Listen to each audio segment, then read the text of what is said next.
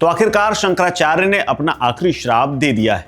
जी हाँ, प्रयागराज में एक योगी और शंकराचार्य के बीच में चल रहे संग्राम का आखिर पटाक्षेप तो हो गया, लेकिन जंग की समाप्ति हुई है शंकराचार्य के एक श्राप के साथ। जो घटना की गई उसके बारे में क्षमा के एक भी शब्द नहीं थे।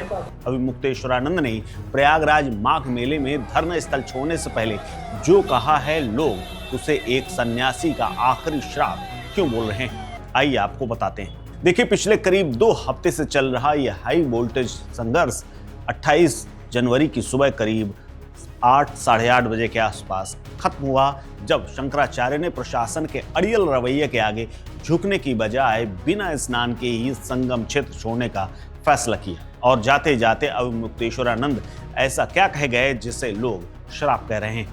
आप भी सुनिए, एक मशहूर अखबार से बात करते हुए अभिमुक्तेश्वरानंद ने क्या कहा है। उन्होंने कहा, बिना स्नान के यहाँ से विदा ले रहे हैं। न्याय की परीक्षा कभी समाप्त नहीं होती। आज हम यहाँ से जा रहे हैं, लेकिन अपने पीछे सत्य की गूंज और कुछ प्रश्न छोड़कर जा रहे हैं। हम यहाँ राजनीति करने नहीं आए थे, अपनी परंपरा का निर्वहन करने आए थे। अगर तीर्थराज प्रयाग में एक सनातनी शंकराचार्य को उसकी परंपरा के अनुसार स्नान करने की अनुमति नहीं है, तो यह स्थान अब हमारे योग्य नहीं बचा है।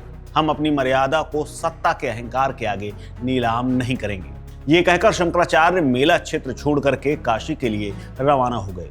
न्याय की परीक्षा कभी समाप्त नहीं होती, ये कहकर के शंकराचार्य ने साफ कर दिया है कि अभी वो माफी के मूड में बिल्कुल नहीं है। शंकराचार्य ने संगम तो छोड़ा है, लेकिन जिस प्रशासन ने उनकी पहचान तक को चुनौती दी, उसके साथ ये अदावत जारी रहेगी। शंकराचार्य के जाने के बाद उनके समर्थकों और संतों में भयंकर गुस्सा है। कई अखाड़ों ने दबी जुबान में प्रशासन के व्यवहार की आलोचना की।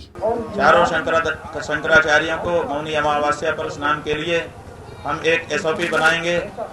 उसका प्रारूप भी आप अगर चाहेंगे तो आपको दिखाया जाएगा। देखिए, समाजवादी पार्टी के सोशल मीडिया सेल ने किस तरह से सरकार और प्रशासन पर तंज कसा है। समाजवादी पार्टी की मीडिया सेल लिखती है, भाजपाई सरकारी अत्याचार, उत्पीड़न, अहंकार के कारण सनातन के शीर्ष जगत गुरु आदरणीय शंकराचार्य श्री अभिमुक्तेश्वरानंद जी का माघ मेले से बिना संगम स्नान के ही वापस चला जाना बीजेपी सरकार और मुख्यमंत्री योगी आदित्यनाथ के ऊपर महापाप। इस पाप कर्म का प्रायश्चित कभी नहीं हो सकता है जो इस वक्त बीजेपी सरकार ने किया है। किस मुंह से सनातन सम्मान, सनातन रक्षा के दावे भाजपाई और मुख्यमंत्री आदित्यनाथ जी करते हैं? किस मुंह से अब जनता के बीच जाएंगे?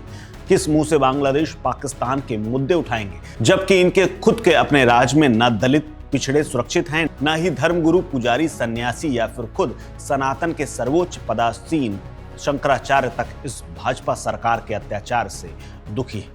दरअसल वजह चाहे जो रही हो, लेकिन शंकराचार्य को जब ये लगा कि प्रशासन अपनी जिद पर अड़ा रहेगा और योगी प्रशासन की ओर से ना तो कोई माफी आने वाली है, ना ही कोई समझौता होने वाला है, तो फिर शंकराचार्य ने संगम क्षेत्र से निकलने का निर्णय लिया। शंकराचार्य का मेला स्थल छोड़ना रण छोड़ने जैसा है, या योगी खेमे की जीत, या फिर ये शंकराचार्य का आहत श्राप, ये तो वक्त ही बताएगा। फिलहाल आप बताइए कि योगी और शंकराचार्य की जंग के इस पटाक्षेप का, या यूं कहें कि द एंड पर आप क्या सोचते हैं? क्या ये वाकई में द एंड है, या फिर यहाँ से राजनीति, धर्मनीति और हठ नीति का एक नया अध्याय शुरू होगा?